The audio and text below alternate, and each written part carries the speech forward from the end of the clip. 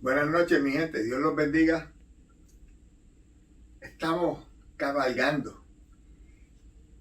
Y si hay un momento en que es importante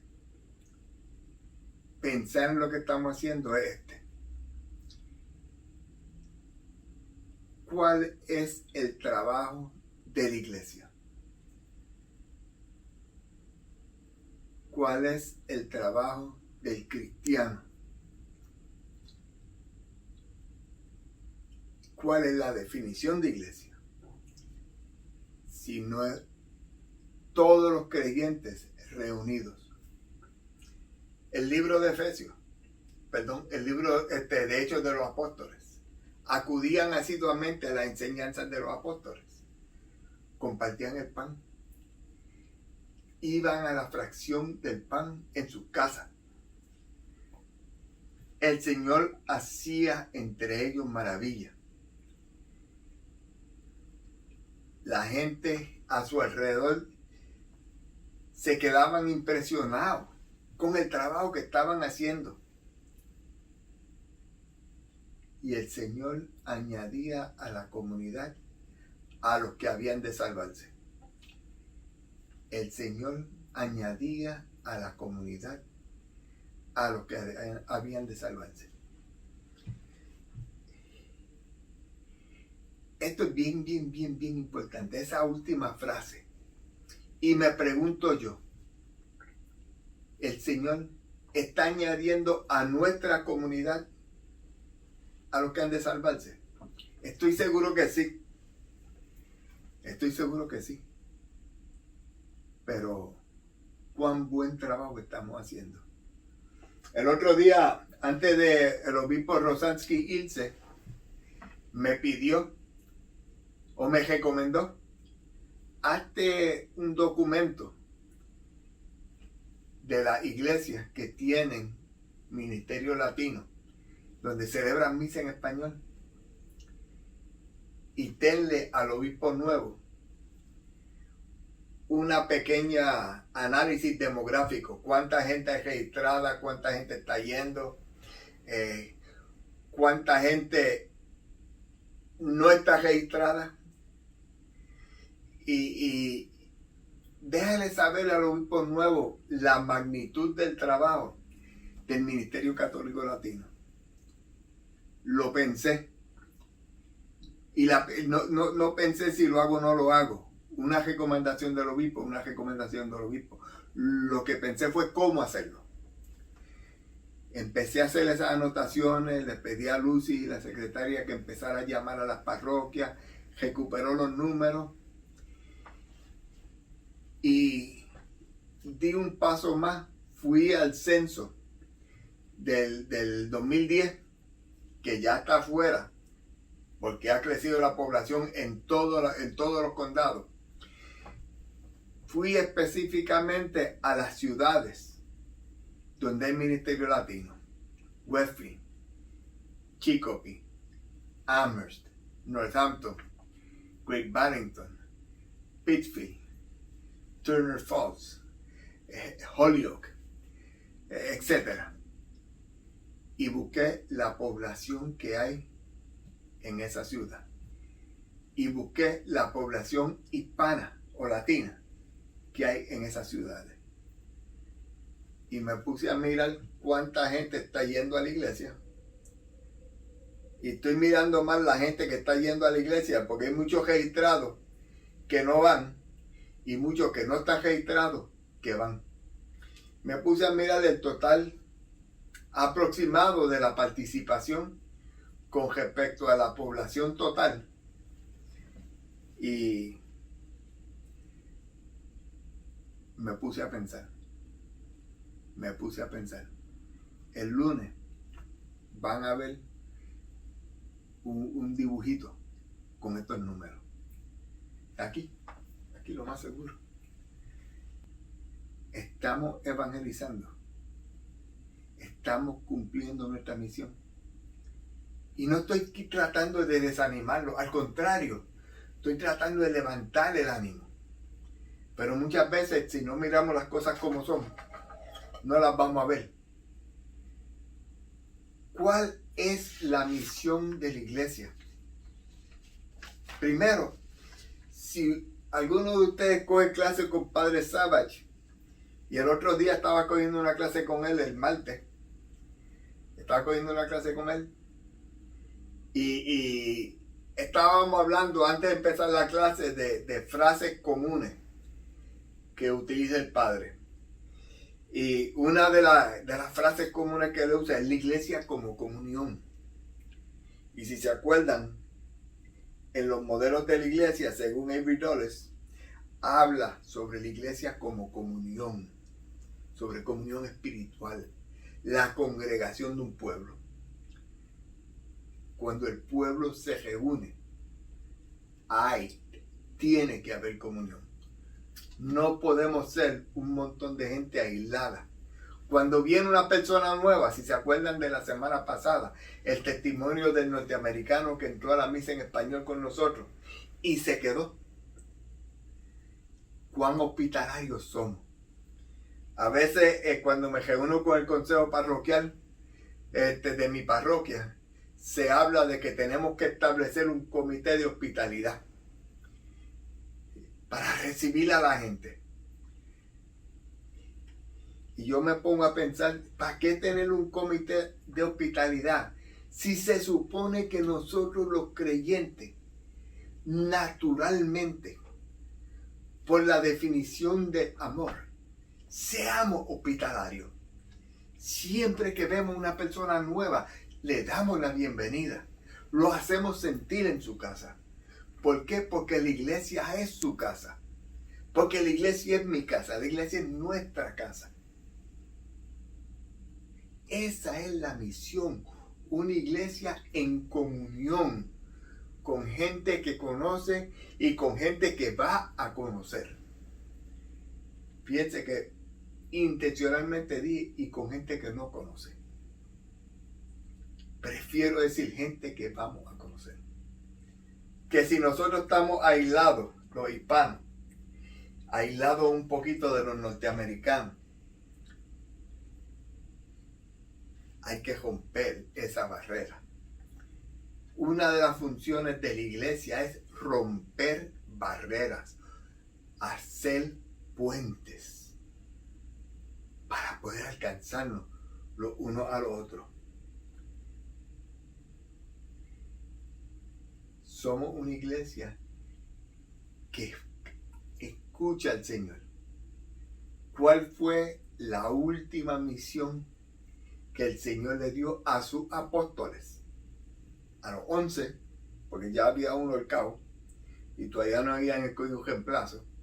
A los 11 que quedaron, les dice: vayan por todo el mundo haciendo discípulos, bautizándolos en el nombre del Padre, del Hijo y del Espíritu Santo.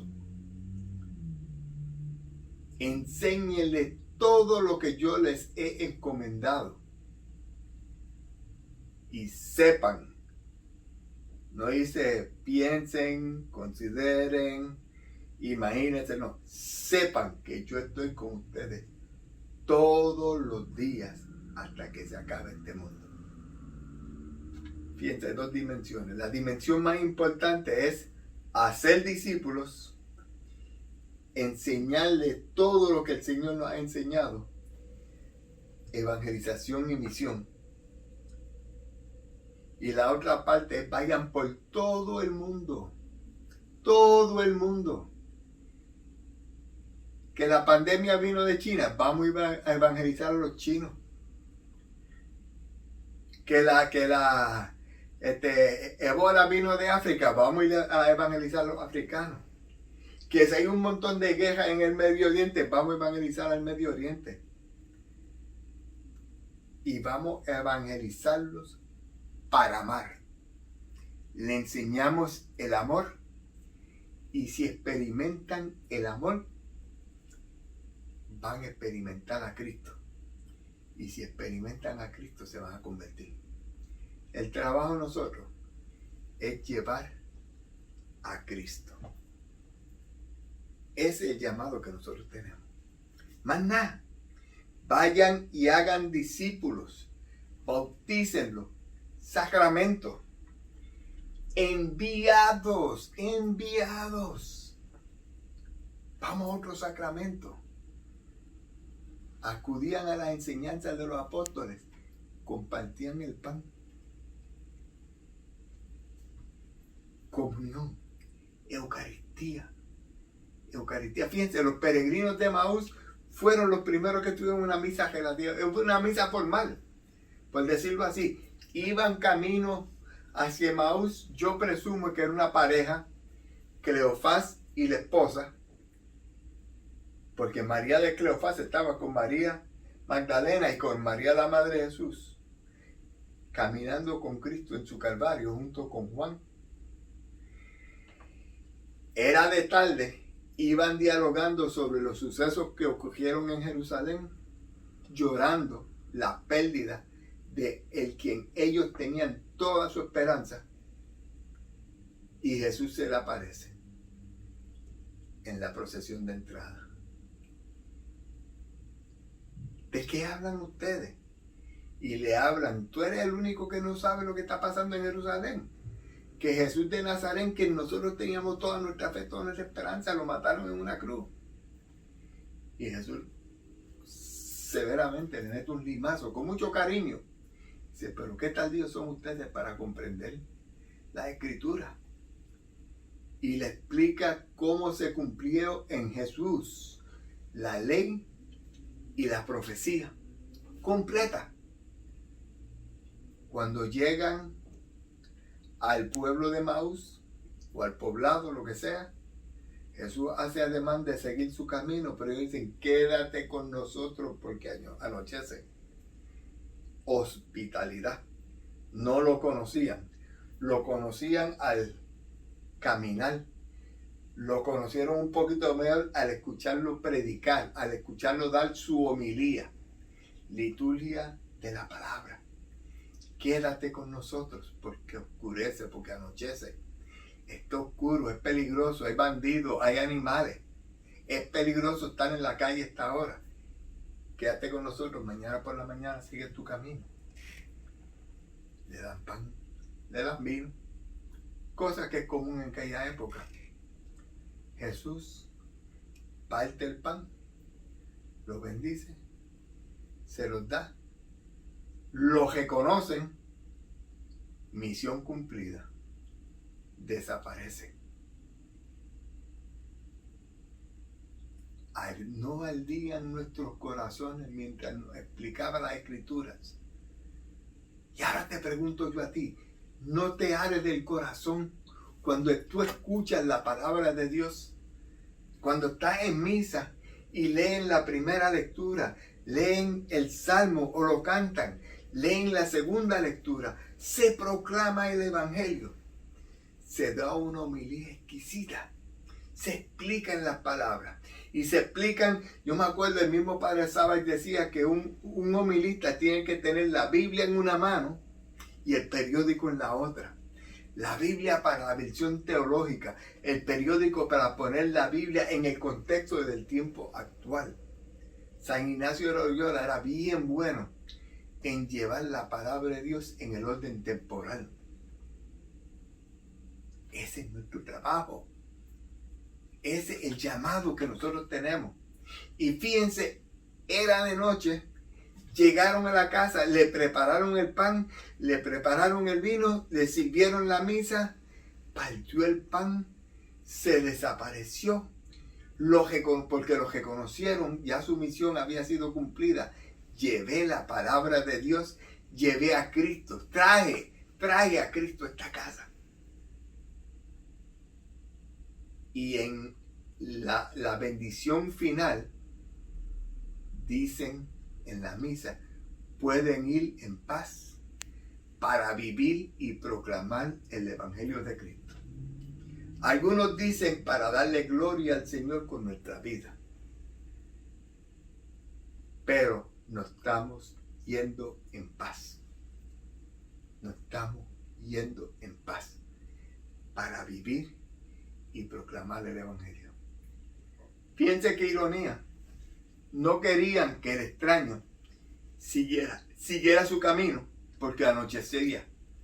Sin embargo, ellos no titubearon con la oscuridad, se regresaron inmediatamente y fueron donde los apóstoles para explicarle, para contar, para gozarse y sacarse del pecho la alegría y el gozo de haber tenido un encuentro con Jesús.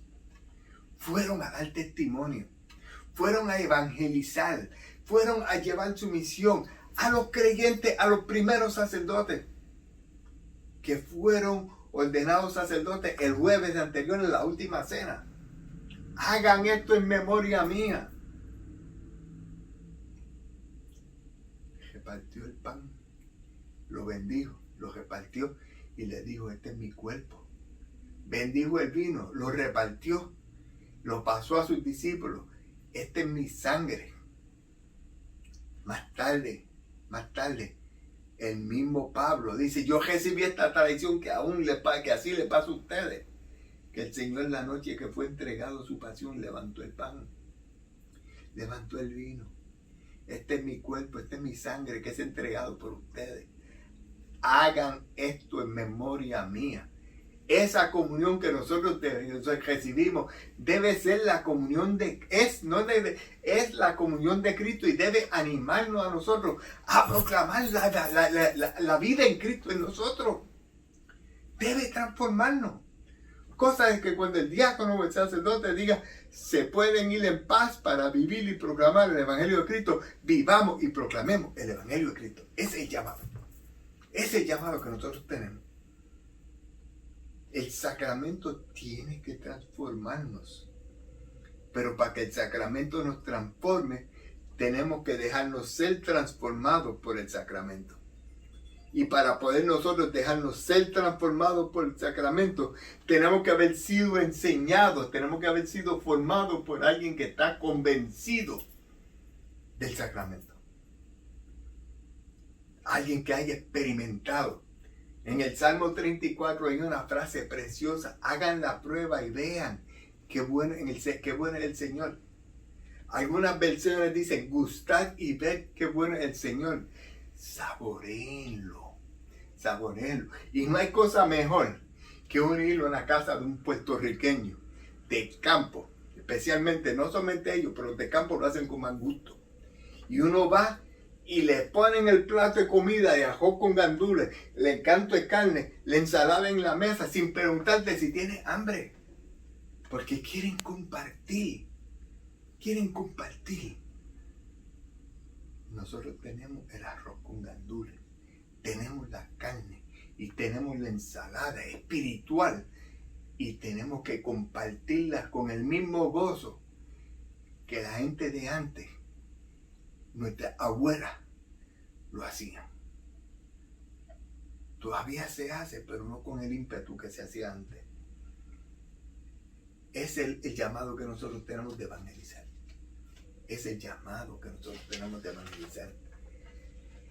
La evangelización es la tarea, es el trabajo de la iglesia. Nosotros somos la iglesia. Y si nosotros no hacemos ese trabajo, nosotros no estamos evangelizando. Y miremos el mundo que nos rodea. ¿Qué está pasando en este momento? Peleas raciales. Que si supremistas de un grupo, víctimas de otro grupo. Quejas religiosas. Cejando fronteras. El odio está creciendo. Los inmigrantes están haciéndonos daño. Algo está pasando, dice la gente. Yo sostengo que algo no está pasando. Déjame decirlo eso de una manera diferente. Hay algo que tiene que estar pasando que no está ocurriendo. No estamos evangelizando suficiente. No estamos evangelizando bien. estamos tratando de traer gente a la iglesia, pero no estamos tratando de cambiar a nadie. El otro día Padre Savage y yo tuvimos en la clase una conversación donde yo decía, pero tenemos que preservar la iglesia. Y él me decía, no. Porque una iglesia o una institución que se preserva se queda como está. No nos debe importar tanto la preservación de la iglesia como nos debe preocupar la salvación de la iglesia. Una iglesia preservada es una iglesia quieta, una iglesia que no cambia, una iglesia que no evoluciona a un nivel más alto cada vez, una iglesia que no crece, una iglesia que... Y el agua cuando se preserva en un estanque se pudre. Estamos nosotros evangelizando. Estamos haciendo nosotros movimientos dentro de la iglesia. Estamos formando a los creyentes. Y la base principal de la formación es el amor. Pues estamos siendo una comunidad quieta. Una comunidad que va a adorar, que va a misa, que va a recibir la comunión, que va a confesarse, que va a ser, que va a llevar a sus hijos al sacramento del bautismo, que va a llevar a sus teenagers al sacramento de la confirmación, que de vez en cuando los sábados van como familia o como grupo para el sacramento de la reconciliación porque sabemos que fallamos. Que cuando llega un momento dado que queremos casarnos. Todo eso es necesario para nuestra salvación.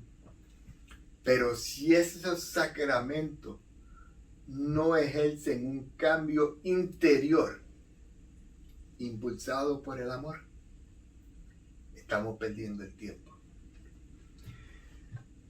Recuerdo que en la primera clase yo le hablaba de una iglesia en Maryland, en un pueblo que se llama Timonium. Y es una iglesia que cuando yo fui, nos reunimos en el auditorio, que había unas 500 personas. Nos dijeron que ese auditorio era donde se celebraba misa antes. Salimos del auditorio, pasamos por un pasillito y entramos a la iglesia donde se celebra la Santa Misa. El doble de grande. Cabían 1000 personas. Y nos dijeron que en esa iglesia la tuvieron que hacer porque no cabían en el auditorio. Y nos señalaron para atrás, para arriba. Cuando miramos, había un mezanín, como casi todas las iglesias tienen para el coro. En el mezanín, nosotros tuvimos la oportunidad de subir a verlo. Cabían 500 más. Una iglesia de 500 personas, la dejaron de usar como iglesia para hacerla como auditorio. Porque necesitaban una iglesia para 1500, porque no daban abasto, no cabían en la iglesia pequeña. La iglesia creció. Ahora, no estoy diciendo vamos a hacer iglesias más grandes. Estoy diciendo vamos a obligarnos a hacer iglesias más grandes porque no caben en la pequeña. Dos cosas diferentes, acuérdense. En Divine Renovation decíamos que el templo tiene un uso práctico. No debe ser un monumento. No debemos rendirle culto al templo, al edificio. Obviamente cuando estamos dentro de una iglesia le rendimos culto a Cristo que está en ese culto, en ese edificio, y respetamos el edificio. Pero el edificio es el que nos lleva a nosotros al cielo. Pero tenemos que salir del edificio para ir al cielo. Vayan en paz para vivir y proclamar el Evangelio de Cristo. La iglesia nos envía y los sacramentos nos envían. Ese es el mensaje que está dándonos la iglesia hoy. Es el llamado que tenemos hoy. Y miren, no estamos usando los sacramentos como Dios manda. Precisamente, van a encontrar en su paquetito que le envié el otro día por email. Ahí se encuentra la primera página. Este documento, deben leerlo, la misión social de la iglesia. ¿Dónde está? Aquí está. La misión social de la iglesia, los sacramentos y la misión social de la iglesia. Los sacramentos deben llevarnos a nosotros a vivir esa misión. Cuando somos bautizados, recibimos el Espíritu Santo. Recibimos ese Espíritu que nos transforma, que nos cambia, que nos hace criaturas nuevas. En el bautismo morimos con Cristo al pecado y nacemos a la nueva vida, a la resurrección. Pero nos bautizan cuando somos pequeños y no entendemos eso. Así es que se nos dan un padrino y una madrina. Tenemos un papá y una mamá que se supone que nos enseñen eso. Juntos, los cuatro. Yo me acuerdo del padrino Beno y madrina Basi. Eran dos ancianos y yo era un muchachito. Yo iba a la casa de ellos a escucharlos hablar, a verlos, cómo se amaban uno al otro. Me acuerdo que el padrino Beno tenía un cajuetón bien grande, lleno de vianda. Ñame, yautía, batata, plátano, guineo, verde y maduro. Tenía aguacate, tenía de todo. Y se iba empujando ese cajito y gritaba: ¡Doña! Llevo el ñame, llevo la yautía, llevo... Ya eso no se usa. Pero a mí me fascinaba escuchar a mi padrino.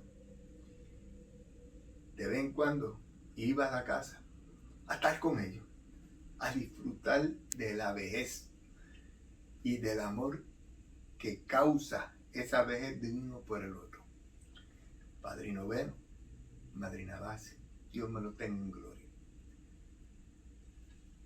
Ellos me ayudaron a formar, después de los 10 años que me bautizaron, bebecito.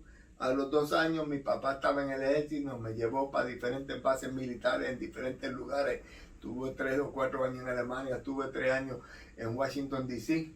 Cuando regresamos, ya cumpliendo yo casi mis 10 años, entonces establecí una relación con mi padrino y madrina.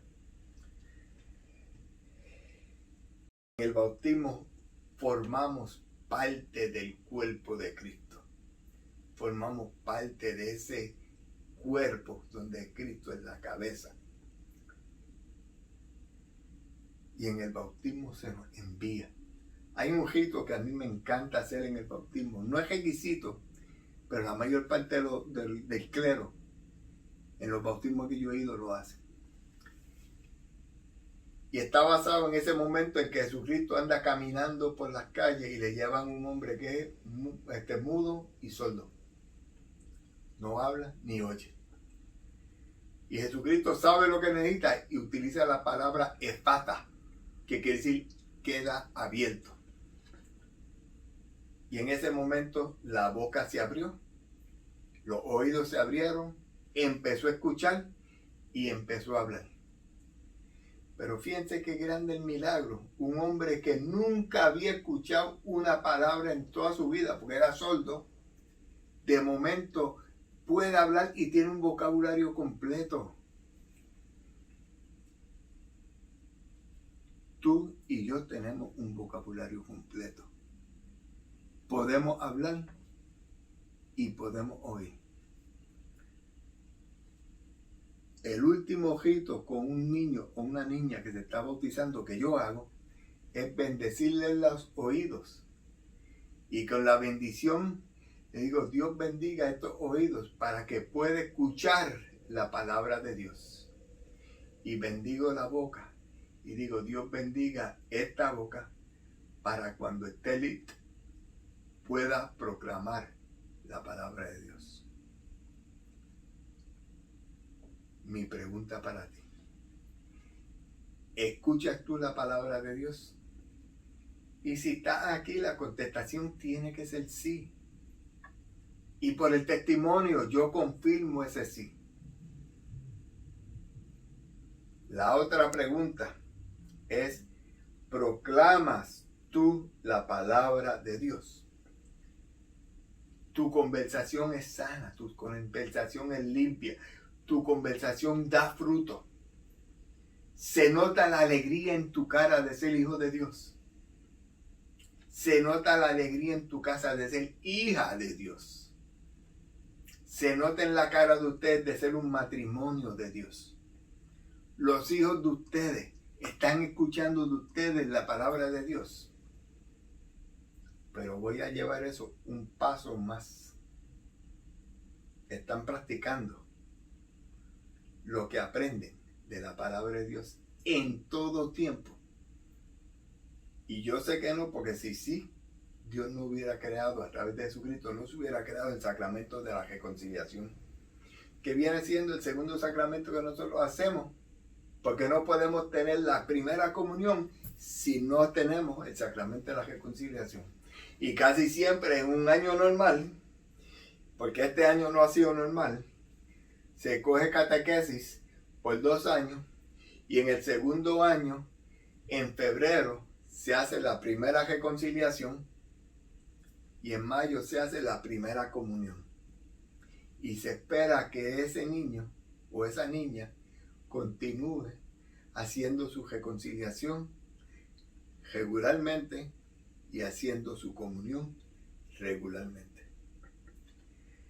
En la comunión, en la Eucaristía, nosotros alimentamos nuestro cuerpo espiritual y aceptamos el rol de llevarle al mundo la cena del Señor. En la comunión nos comprometemos. Gracias, Señor. Cuando nosotros vamos a hacer, muchas veces cuando se hace una actividad donde se va a comenzar una misión, una asignación de trabajo, se va a comenzar algo, se comienza ¿con qué? Con una buena cena. Y en la cena se invita a que vayan y hagan el trabajo que tenemos que hacer. Es una forma de iniciar un proceso. Jesucristo inició su evangelización antes de su muerte terrenal con las últimas cenas. Y en esa última cena se quedó con nosotros en la Eucaristía para darnos la fortaleza física, espiritual, para vivir el Evangelio de Cristo. Llega un momento en que tenemos que reafirmar el llamado a la acción, donde recibimos la plenitud de la gracia con el sacramento de la confirmación, donde se nos lleva frente al obispo o un representante del obispo, de parte del obispo, y se nos confirma, se nos llena la frente de aceite. Tenemos y escogemos el nombre de una persona que ha sabido sobresalir sobre los demás como santo o como santa. Y me fascina, el otro día estuve yo en una confirmación preciosa. 2 jovencitos. Yo fui a representar el padrino de ellos, porque los padrinos de ellos estaban en Puerto Rico. Pero me sentí parte de la familia porque la mamá me lo pidió. Y cuando la niña dice, yo soy Santa Rosa de Lima, y el padre dice, Santa Rosa de Lima, yo te confirmo en el nombre del Padre, del Hijo y del Espíritu Santo. Y el niño dice, yo soy San Oscar Romero. Y el sacerdote dice, San Oscar Romero, yo te bautizo en el nombre del Padre, yo te confirmo en el nombre del Padre, del Hijo y del Espíritu Santo. Esos jóvenes confirmaron su fe. La pregunta, ¿van a vivirla? ¿Van a continuarla poniendo en práctica? Y mi oración está en ese sí. Está en ese sí. Fíjense que estos sacramentos tienen por necesidad que transformarnos. Pero no nos transforman si nosotros no nos dejamos transformar. Muchas veces yo he hecho este cuento muy a menudo. De hecho, fue un cuento que yo hice, una parábola, por decirlo así, que yo hice En la primera predicación que di como diácono, recién ordenado, me acuerdo que era el día de Pentecostés y yo prediqué en una asamblea de Pentecostés. Y le hice este ejemplo. Este joven estaba en un campo de servicio ayudando a un grupo pobre en una misión en un país extranjero. Le gustó y se quedó. Le gustó y se quedó. Y estableció una relación con esta parejita que se casaba. Y tenían una buena amistad y la amistad era tan y tan grande que cuando esta pareja decidió ser padre, quedó encinta la hermana, dio a luz y al dar a luz le pidieron a este hombre que fuera el padrino y él accedió, gozoso y alegre. No pensó que no lo voy a ver más, sino quería ser padrino. Antes del bautismo recibe una llamada de su país natal que su papá estaba enfermo, que tenía que regresarse a cuidar a su papá, que tenía que abandonar esta misión acá para atender una misión en su hogar con el hombre que lo crió, que le enseñó los valores que estaba poniendo en práctica acá. Habló con la pareja, le dio la oportunidad de que cogieran otro padrino, pero ellos insistieron. Le dejó un sobrecito con su tarjetita, bautizó al niño y a los 2 o 3 días se tuvo que ir, sin saber si iba a poder regresar. Los papás miraron el sobre con la tarjetita, no lo abrieron y dijeron, esta tarjetita, este sobre, lo va a abrir el bebé cuando pueda leer y él va a ser el primero que la lea. No la vamos a leer por él. La guardaron. Cuando el niño ya estaba en 6, 7 años, ya sabía leer, ellos le hablaban mucho de su padrino y su padrino le mandaba sus cartitas. Aquí te está la tarjeta que te dio tu padrino cuando tú te bautizaste. Cuando abrí el sobre, sacó la tarjeta, dentro de la tarjeta había un cheque de 5,000 pesos. ¿Qué le pasa a un cheque de 5,000 pesos en un país extranjero 6 o 7 años después que se hizo? Se cancela. Ese dinero lo pudieron haber usado para criar ese niño mejor de lo que le criaron. Y lo criaron bien porque son buenos papás, pero en un ambiente pobre. Perdieron los 5,000 pesos. ¿Qué tiene que ver esto con bautismo? A nosotros nos pasa lo mismo. Nosotros nos bautizan, guardan el Espíritu Santo hasta que nosotros lo podamos leer. No sabemos nada del Espíritu Santo y cuando aprendemos un poquito del Espíritu Santo no sabemos cómo usarlo.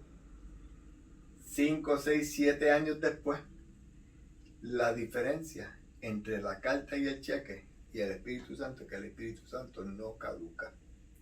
Cuando nosotros oramos por el bautismo del Espíritu Santo, ya esa persona, si ha sido bautizada, recibió el Espíritu Santo. Estamos orando para que esa persona deje que el Espíritu Santo se manifieste en él o ella. Y entonces hay transformación. Y esa transformación nos tiene que llevar a proclamar la presencia de Cristo en mi vida, a testificar cómo Cristo me ha amado a mí, a testificar el amor de Dios por mi familia, el amor de Dios por mi iglesia. Y yo veo una iglesia donde sé que la gente se goza del amor de Dios, yo quiero participar de esa iglesia, porque yo quiero experimentar el amor de Dios. Esa es la misión que nosotros tenemos. Sabemos que somos débiles espiritualmente, pecamos, nos tenemos que confesar. Sabemos que somos débiles físicamente, nos enfermamos, tenemos que ungirnos. Tenemos que pedirle a un sacerdote que traiga los aceites y nos unja. Y tenemos que ir a cumplir nuestra misión como solteros, como casados, como clero, como laico. Y está el sacramento del matrimonio donde yo voy a llevar a Cristo a mi hogar. sacerdote, el sacramento de orden sagrada, donde yo voy a llevar a Cristo en mi ministerio sacerdotal, diaconal o como obispo. Y todo esto tiene que transformar. Y si tu sacerdote no está transformando, ámalo. Si tu obispo no está transformando, ámalo. Si tu diácono no está transformando, ámalo. Y si los amas, le está enseñando a amarte a ti. Y la alegría de amar se contagia. Ese es el llamado que nosotros tenemos. Nuestra iglesia va a crecer en la manera que nosotros amamos. En la manera que nosotros nos dejamos mover por el Espíritu Santo. En la manera que nosotros dejamos compartir la vida que Dios nos da con los demás. En la manera que nosotros compartimos el gozo y la alegría de ser hijos de Dios. Los sacramentos nos deben llevar a vivir esa misión. Y no podemos tener una iglesia estática. No tenemos que tener una iglesia que está preservada donde se quedó, sino una iglesia que se mueva, que se vaya a nuevos horizontes espirituales, que vaya a alcanzar otras personas y que las personas que hayan crecido sigan creciendo con la iglesia. No nos estanquemos. Estamos estancados como iglesia, mi gente. Estamos estancados. Por eso es que hacemos esta clase. Para salirnos del estanque. Porque el agua estancada se pudre. La iglesia estancada no da fruto. Fíjense que un día Jesús va y le dice a uno de sus empleados: ya he venido 2 veces y esta mata de higo no me ha dado. Córtala. No ha dado fruto. Y el agricultor le dice: sí, dame un brequecito. Dame un brequecito que le voy a remover el terreno alrededor. Le voy a echar un poquito de abono. Si no da fruto el año que viene, la corta. Misericordia, compasión, pero tiene que mover el terreno. Tiene que incomodar la tierra alrededor de esa mata de higo. Tiene que echarle abono. Tiene que echarle algo que la alimente. Y tiene que hacerlo con amor. Tiene que hacerlo con amor. La pregunta que yo quiero hacerte a ti es: ¿cómo tu parroquia, cómo tu movimiento, cómo tú estás viviendo la misión a la cual Cristo te ha llamado? En tu casa, en tu hogar, con tu esposo o esposa, con tus hijos, en tu trabajo, en tu vida eclesial. ¿Cómo tú estás viviendo la misión evangelizadora a la cual Cristo te ha llamado? Y quiero que piensen cómo podemos mejorarlo en donde estamos. ¿Cómo podemos tener una iglesia creciente, una iglesia consciente, una iglesia viva, una iglesia peregrina, que no se está quieta, que no está en un solo sitio, sino que se expande donde quiera que nosotros vayamos? ¿Cómo estás tú animando a tus sacerdotes? ¿Cómo están ustedes animando a sus diáconos? Si es que lo tienen. Algunas parroquias no tienen diáconos. ¿Estás quedadito en tu círculo o estás saliéndote del círculo? Miren que el Señor quiere que nos amemos, quiere que compartamos, quieren que tengamos tiempo bueno y agradable. Mira qué rico y qué delicioso es cuando los hermanos conviven juntos. Es como el aceite que baja por la barba de Aarón, como el rocío del Hermón. Ese es el amor de Dios, la vida para siempre.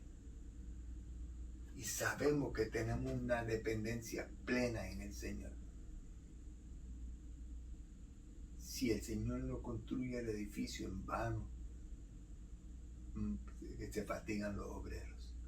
Si el Señor no construye la ciudad en vano, monta guardia en centinela.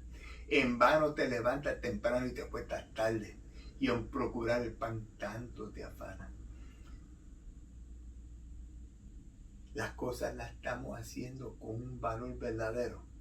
Sabemos cuál es la piedra angular que sostiene ese edificio. Y fíjense que habla de los hijos, el fruto de tu vientre, el amor que el Señor te da, el gozo y la alegría de ser padre, el gozo y la alegría de ser madre. Mira el gozo y la alegría que tuvo José cuando el ángel le dijo: no te apures en recibir a María, porque ella no te fue infiel, sino que el hijo que tiene es del Espíritu Santo, y que el Espíritu Santo tiene una misión bien especial para ti, que tú lleves a Cristo Jesús a todos los que viven en tu alrededor. Pero huye, vete a Egipto, porque lo quieren matar. Nosotros no tenemos que ir muy lejos. Nosotros vamos un ratito al templo.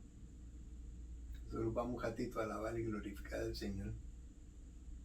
Nosotros vamos a gozarnos del banquete del Señor. Pero el que come mucho y no hace ejercicio engorda. Si comemos mucha Eucaristía y no evangelizamos, nos convertimos en cristianos gordos, vagos. La Eucaristía debe fortalecer nuestro yo interior. El yo que no pertenece a mí, sino el yo que pertenece a Cristo. Esa es la misión que nosotros tenemos que tener. Vamos a hablar un poquito de esto en los grupos de discusión. Dios los bendiga. Y piensen, mediten. Y no vivan un cristianismo pasivo. Vivan un cristianismo activo, un cristianismo fuerte, firme, que dé fruto. En nombre del Padre, del Hijo, del Espíritu Santo. Amén. Dios los bendiga. Vamos a cambiar a los grupos ya mismo. Los quiero mucho.